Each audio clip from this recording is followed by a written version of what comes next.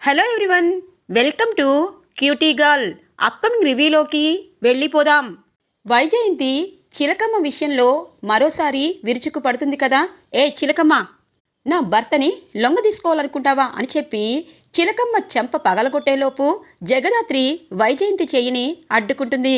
అత్తయ్య గారు, నిజ నిజాలు తెలుసుకోకుండా ఇలా చిలకమ్మని అపార్థం చేసుకోవడం కరెక్ట్ కాదు.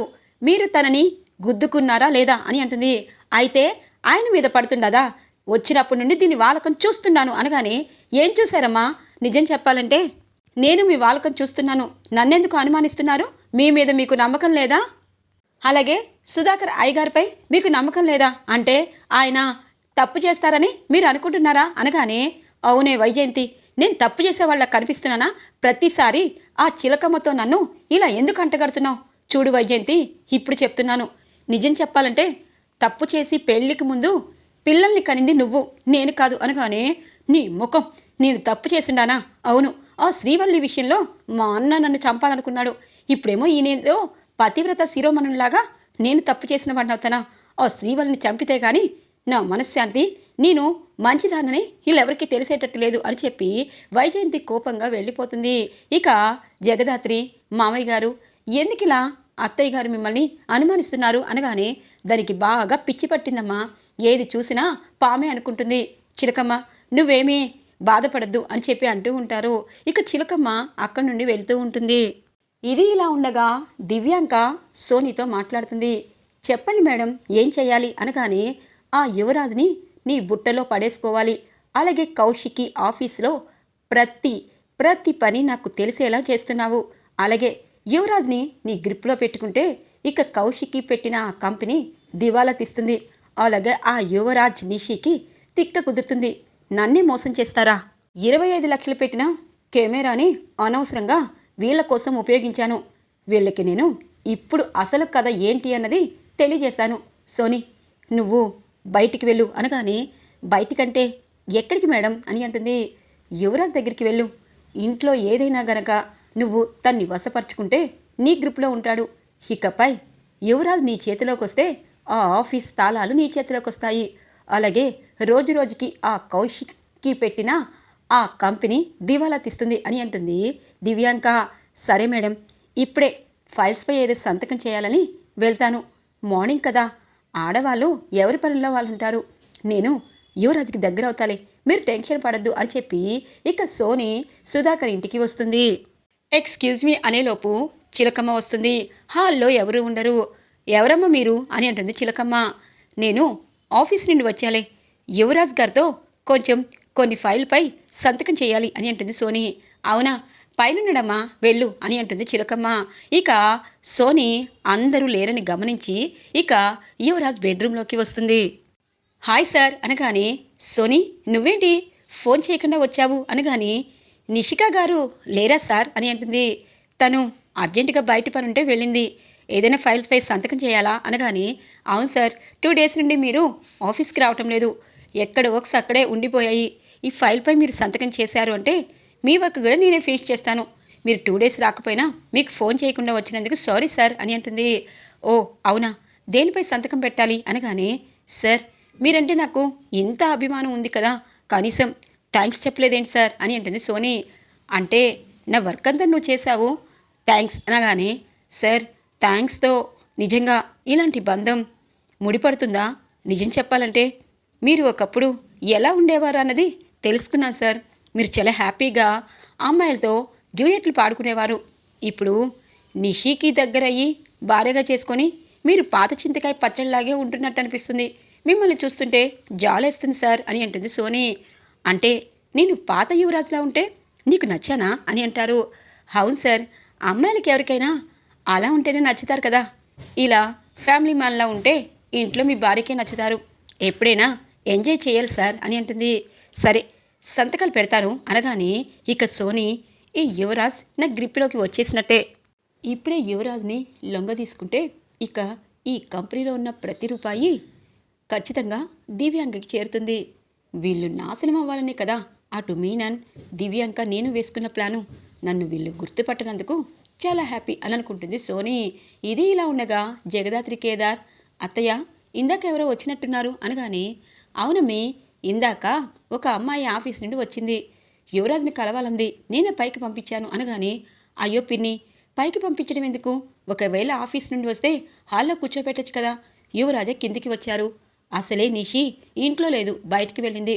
ఇలాంటివి తెలిస్తే తను బాధపడుతుంది. అది ఆఫీస్ నుండి వచ్చింది అంటున్నారు. కిందే మాట్లాడితే నో ప్రాబ్లం కదా. యువరాజ్ గురించి ఎప్పుడూ నిషి అనుమాన పడుతూ ఉంటుంది. అలాగే అత్తయ్య చూసారా, మీ మీద అనుమానం పడినట్టు.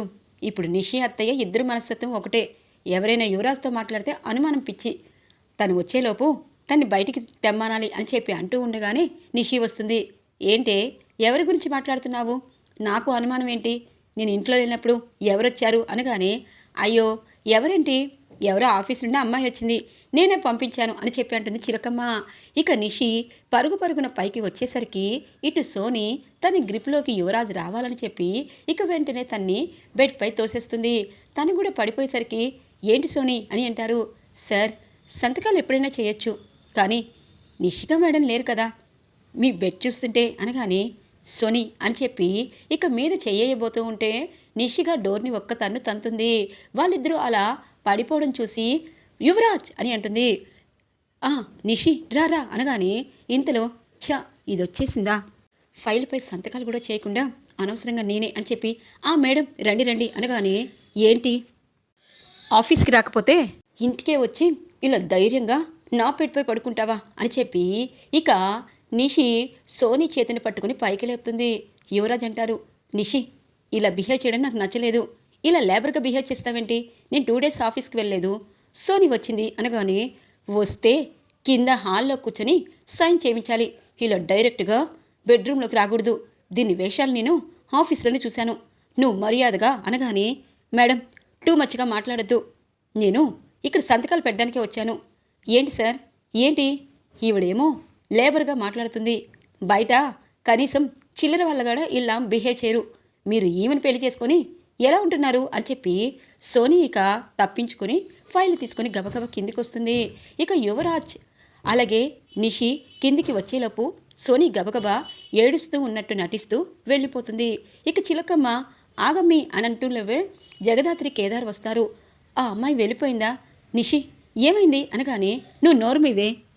యువరాజ్ దాన్ని రేపటి నుండి మన ఆఫీస్లో ఉంచకూడదు అనగానే, చూడు నిషి, ఇప్పుడు చెప్తున్నాను, ఇలా రూల్స్ నాకు పెట్టావంటే బాగోదు.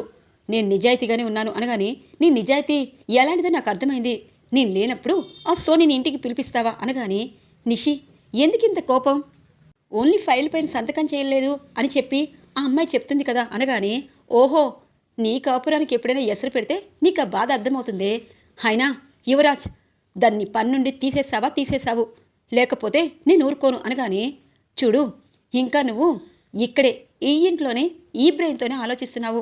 బయటికి వచ్చి చూడు, ఆడమగ ఎలా కలిసి తిరుగుతున్నారో. కానీ ఒకటి మాత్రం నిషి, ఇలా నువ్వు చాలా అంటే చాలా తక్కువగా నన్ను చూస్తే నేను ఏం చేస్తాను అన్నది నాకే తెలియదు అని చెప్పి యువరాజ్ గబగబా రెడీ అయ్యి ఆఫీస్కి వెళ్ళిపోతారు. ఇంతలో కౌశికి, సుధాకర్, వైజయంతి కిందికి వస్తారు. మావయ్య గారు చూసారా అనగానే, చూశానమ్మా, ఇందాక మీ అత్తయ్య వేషాలు, ఇప్పుడు నువ్వు చేసే వేషాలు ఏంటి? ఈ రోజుల్లో చదువుకొని కూడా ఎవరు పడితే వారు తప్పు చేస్తారని ఎలా అర్థం చేసుకుంటారు అని అంటారు సుధాకర్. ఇక కౌశికి అంటుంది, చూడు నిషి, చిన్నపిల్లలా బిహేవ్ చేయొద్దు. యువరాజ్ని కంపెనీ మేనేజర్ని చేయమని నువ్వు పిన్ని ఎంతగానో ఆరాటపడ్డారు. ఇప్పుడు యువరాజ్ చక్కగా వర్క్ చేసుకుంటున్నాడు. అలాగే ఆఫీస్లోకి వెళ్ళకపోతే ఆ అమ్మాయి వచ్చింది, దానిలో తప్పులేదు. ఇలా ప్రతిసారి నువ్వు అనుమానిస్తూ ఉంటే యువరాజ్ తప్పు చేయక తప్పదు అనగానే, అవునులే వదినా, మీకేముంది, మొగుడిని వదిలేసి హాయిగా పుట్టింట్లో ఉన్నారు. కానీ నాకలా కాదు, యువరాజే నా జీవితం. ముందు ఆ సోనీని ఆఫీస్ పిఏగా తప్పించండి అనగానే, నిషి అని చెప్పి ఇక జగదాత్రి నిషి చెంప పగలగొడుతుంది. ఎంత ధైర్యం అమ్మి, నువ్వు నా కోడలు వంట మీద చెయ్యేస్తావా అనగానే, ఆపండి అత్తయ్య, కోడలు కోడలు అంటున్నారు. కౌశికి వదిన ఎలాంటిదో తెలీదా? భర్తని వదిలేసినా అన్న మాట అన్నప్పుడు నిషి చెంప మీరు పగలగొట్టాలి, కానీ నేను పగలగొట్టాను. చూడవే, నువ్వు తప్పు చేస్తున్నావో ఒప్పు చేస్తున్నావో, మీ ఆయన యువరాజ్పై అనుమాన పడ్డావో లేదో నాకు తెలీదు, కానీ వదిన్ని ఒక్క చిన్న మాట అవమానకరంగా మాట్లాడినా నేను ఊరుకోను. ఇప్పుడే చెప్తున్నాను, నీ విషయంలో యువరాజ్ తప్పు చేస్తే ఖచ్చితంగా సాక్ష్యాలతో సహా నిరూపించు. అప్పుడు ఖచ్చితంగా సోనీని బయటికి పంపించే కార్యక్రమం మేము చేస్తాము. అంతేగాని లేనిపోని అనుమానాలు పడుతూ కాపురాన్ని నాశనం చేసుకోవద్దు అని చెప్పి అంటుంది జగదాత్రి. ఇక కౌశికి బాధపడుతూ తన రూంలోకి వెళ్ళిపోతుంది. ఇక జగదాత్రి కేదార్ ఇద్దరు వచ్చి, వదిన బాధపడద్దు, మీరు సురేష్ అన్నయ్య గారి విషయంలో దూరంగా ఎందుకు ఉంటున్నారో నాకు తెలీదు, కానీ ఒకటి మాత్రం నిజం, ఇలా 4 నోర్లు మంచివారైనా భర్తకి దూరంగా ఉంటే అనాల్సిందే. మీరు అలాగే సురేష్ అన్నయ్య కలిసిపోండి. అలాగే మీకు కూడా 2 పిల్లలు ఉన్నారు. ఓనీల ఫంక్షన్ కూడా అయ్యింది. మీ ఇద్దరు కలిసుంటేనే ఈ ఇంటికి మీకు మర్యాదగా ఉంటుంది. ఎందుకంటే చిన్నదాన్నని ఇలా చెప్తున్నాను అనుకోవద్దు అనగానే జగదాత్రి అని చెప్పి కౌగిలించుకొని, చాలు జగదాత్రి, ఇలా అండగా ఉన్నావు. ఒక్కొక్కసారి మనం తప్పు చేయకపోయినా ఎదుటి వాళ్ళు చిన్న చిన్న విషయాల్లోనే మన నుండి దూరమైన మానసికంగా ఆ మనసు సంఘర్షణ పడుతూ ఉంటుంది. నేనే తప్పు చేయలేదు. ఆయనకి వాళ్ళ అమ్మ మాట అంటే చాలా వేదం. చిన్న విషయంలో కూడా నన్ను తప్పు చేశావు అంటారు. తర్వాత తప్పు జరిగిపోయాక అది నిజం తెలిసేసాక క్షమాపణ చెప్తారు. అలా నా మనసు అంగీకరించడం లేదు.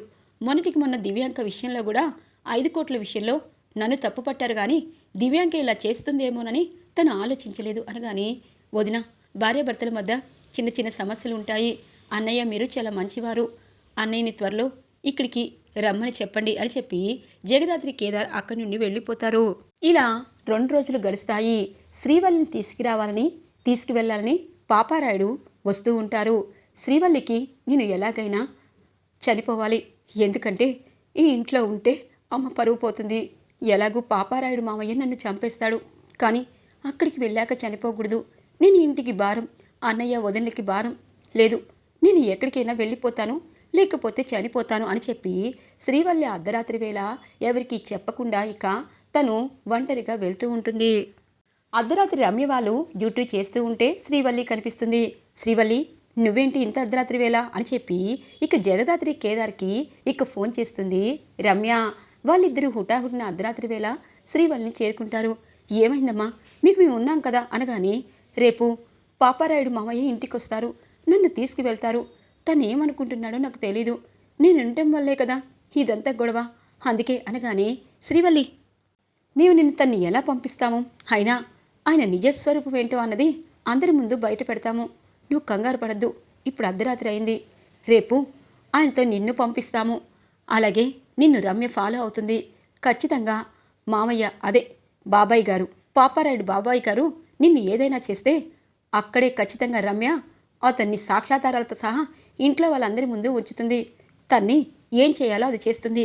నువ్వేమీ కంగారు పడకు అనగానే, వదిన, మీరున్నారని నాకు ధైర్యంగా ఉంది, కానీ అమ్మ విషయంలోనూ అనగానే, చూడు శ్రీవల్లి, జరగాల్సింది ఎలాగైనా జరుగుతుంది. ఇలా అర్ధరాత్రి వేళ ఇంటిని వదిలి రావద్దు అని చెప్పి తన్ని ఎవరికి చెప్పకుండా ఇంటికి తీసుకొస్తారు ఇక జగదాత్రి కేదార్. 2 డేస్ అయినా సోనీ ఆఫీస్కి రాదు. యువరాజ్ సోనీ గురించి ఆలోచిస్తారు. పాపం సోనీ నన్ను ఎంతగానో ఇష్టపడుతుంది, ఈ నిషి తనని అనుమానిస్తుంది అని సోనీకి ఫోన్ చేస్తారు. సార్, నేను పలానా హోటల్లో ఉన్నాను అనగానే, ఇప్పుడే వస్తున్నాను సోనీ, నువ్వు చాలా హర్ట్ అయ్యావని నాకు అర్థమైంది అని చెప్పి యువరాజ్ తను చెప్పిన హోటల్కి వస్తారు. సార్, ఎందుకు సార్, భార్యలంటే ఇలాగే ఉంటారా? భర్తలు ముందుకు వెళ్ళడం ఇష్టం లేదా అనగానే, అయ్యో సోనీ, నిషికి నేనంటే చాలా ఇష్టం, నా కోసం ఏదైనా చేస్తుంది. సరే, ఇప్పుడు నువ్వు ఇలా ఆఫీస్కి రాకుండా ఉండడం ఎంతవరకు కరెక్ట్? నీ వల్ల చాలా విషయాలు నాకు తెలిసాయి. నేను లేనప్పుడు కూడా వర్క్ అనేది నువ్వే చేశావు. నువ్వు ఇప్పుడు రా అనగానే, సార్, నా మీద ఎంత నమ్మకం ఉంది అని చెప్పి యువరాజ్ని కౌగిలించుకుంటుంది సోనీ. ఇంతలో పోలీసులు వస్తారు. ఇక సోనీని అలాగే యువరాజ్ని చూసి పోలీసులు ఒక్కసారిగా షాక్ అవుతారు. ఓ, మీరా ఇలా పిఏలతో ఇలా హోటల్లో ఉండడం చాలా అంటే చాలా మెచ్చుకోదగింది. ముందు అరెస్ట్ చేస్తానని ఇద్దరిని అరెస్ట్ చేస్తారు పోలీసులు. ఇక యువరాజ్కి వణుకొస్తుంది. ఇదేంటి ఇలా ఇరికిపోయాను, ఏమైంది సోనీ అనగానే, సార్, నేను ఒక ఆడపిల్లని, నా పరువు కూడా పోతుంది అని అంటూ ఉంటుంది కావాలని డ్రామా చేస్తూ. ఇక యువరాజ్ని సోనీని పోలీస్ స్టేషన్కి తీసుకొచ్చి ఇక పేపర్లో వెయ్యాలని అన్ని మీడియా సంస్థలు పోలీస్ స్టేషన్కి వస్తారు. కావాలని ఇక దివ్యాంక అలాగే సోనీ ఇద్దరూ కలిసి యువరాజ్ పరువు తీసి కౌశికి వాళ్ళ కంపెనీని ఇక ఏ దారి లేకుండా చేయాలని ఇలా కావాలనే పోలీసులు హోటల్కి వచ్చేటట్టు రప్పిస్తారు. ఇక యువరాజ్ వాళ్ళ ప్లాన్లో చిక్కుకొని పోలీస్ స్టేషన్కి వెళ్తారు. ఇంతలో బ్రేకింగ్ న్యూస్ వస్తూ ఉంటే కౌశికి, సుధాకర్, వైజయంతి షాక్ అయిపోతారు. మావయ్య గారు, ఇదేంటి అనగానే, అమ్మా, వాళ్ళిద్దరూ అనగానే, నేను చెప్పాను కదా మామయ్య గారు, యువరాజ్ సోనీని అనగానే, హమి కంగారు పడద్దు, అబ్బోడిని ఏదో మాయ చేసినట్టున్నారు అనగానే, ఆపండి అత్తయ్య, ఎవరు మాయ చేయలేదు, ఈయనే హోటల్కి వెళ్ళాడు, నాకు తెలుసు, నేను చచ్చిపోతాను అని అంటూ ఉంటుంది నిషి. ఇంతలో జగదాత్రి కేదార్ వచ్చి, నిషి ఆవేశం వద్దు, అసలు యువరాజ్ తప్పు చేశాడో లేదో అన్నది తెలుసుకోవాలి, నేను వెళ్తాను అని చెప్పి ఇక జగదాత్రి కేదార్ ఇద్దరు వాళ్ళ ఇటువైపు అంటే అసలైన జేడీకేడీగా డ్రెస్ వేసుకొని పోలీస్ స్టేషన్కి చేరుకుంటారు.